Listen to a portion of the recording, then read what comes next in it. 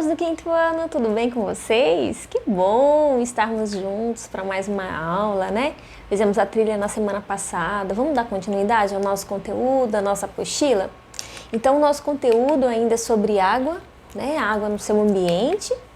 E aí, nós já vimos essa imagem e a gente vai voltar a falar sobre ela, tudo bem?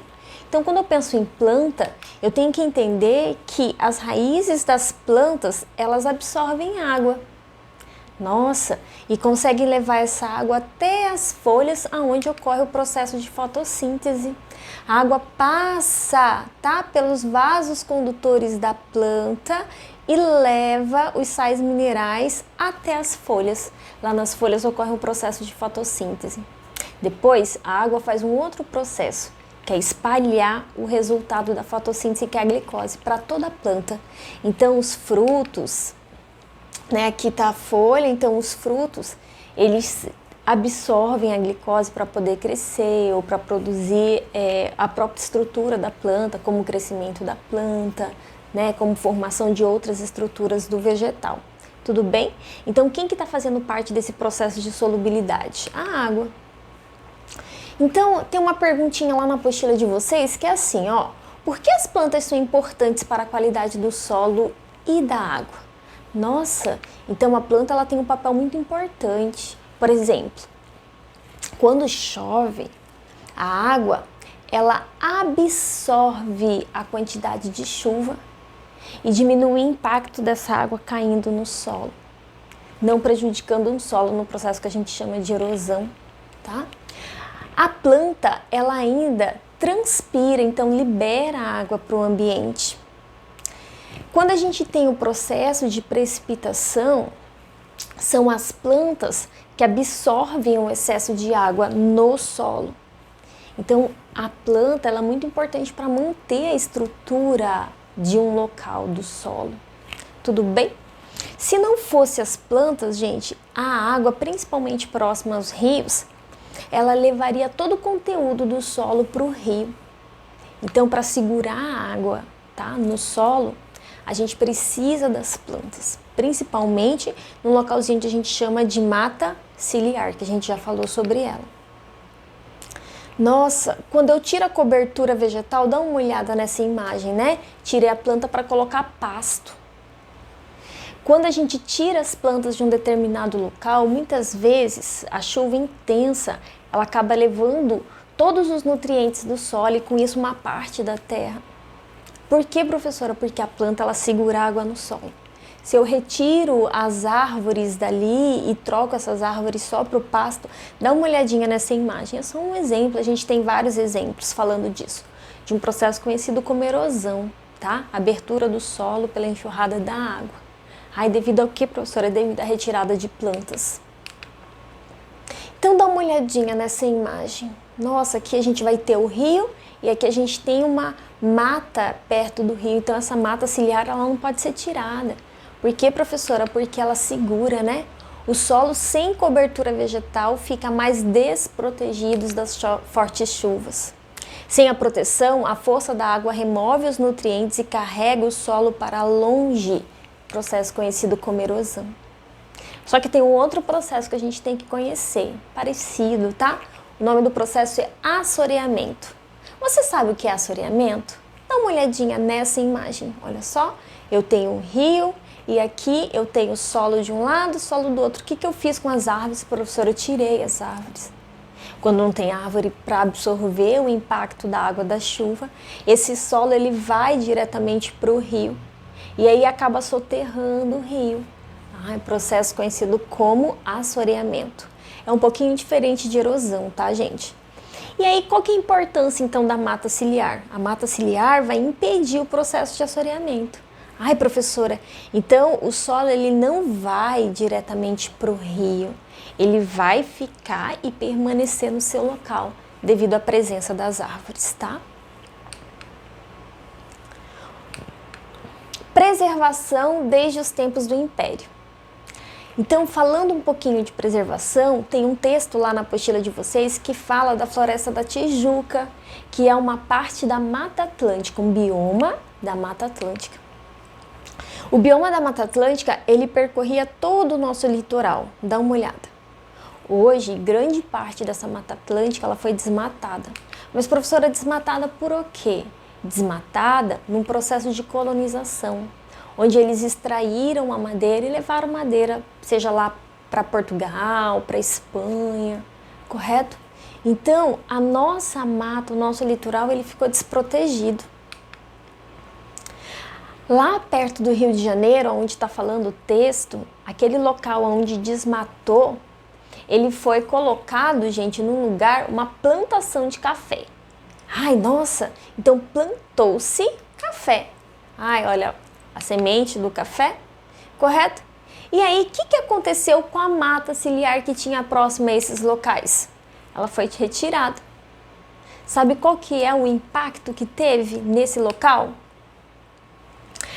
As plantas, elas fazem um processo de segurar a água do solo e levar para o rio. Isso ajuda, gente, no abastecimento do rio com as águas que vêm da chuva. Com o processo da mata ciliar, então, diminuiu a quantidade de água nos rios. Então, a população começou a sofrer com falta de abastecimento de água no local. Dom Pedro II, então, olha só, né? Um pouquinho de história. Dom Pedro II, então, falou assim, nossa, gente, vamos reflorestar o local.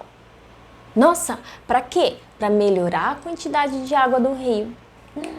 Nossa, lá então, na Floresta da Tijuca, eles fizeram um processo de reflorestamento e hoje é um parque protegido. Isso é importante porque mantém as espécies do nosso local. Né? Dom Pedro já foi há bastante tempo.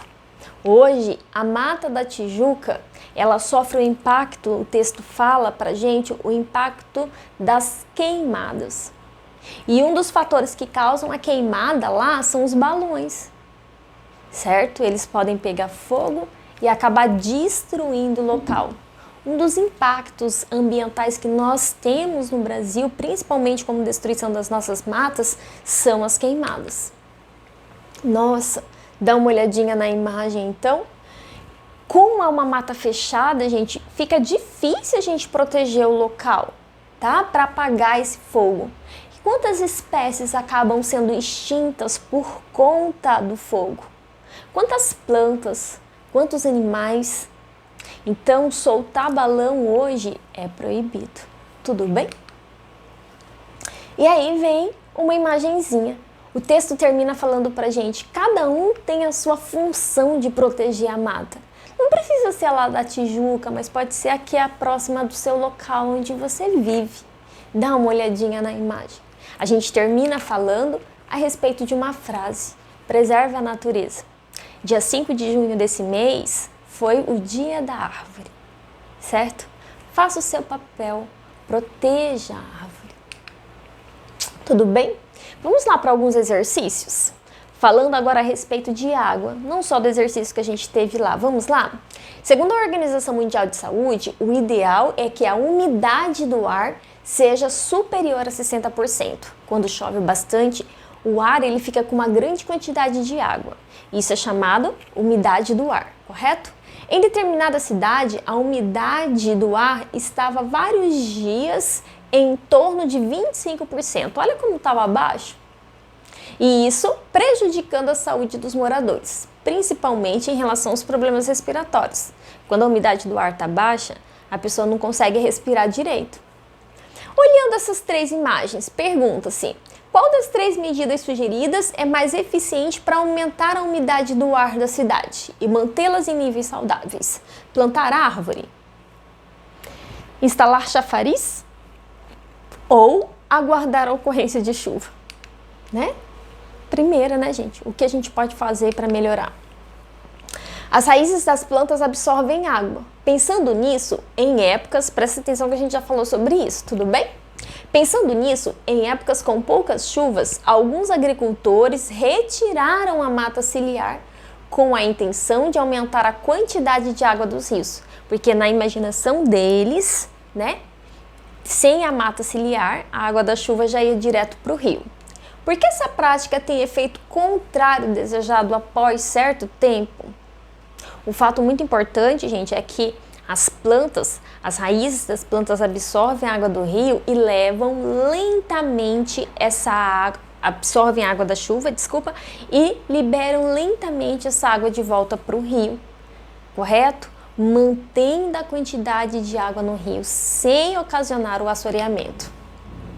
Então a resposta está aqui, ó. As raízes das árvores possibilitam a entrada mais uniforme de água no solo, a qual alcança reservas subterrâneas.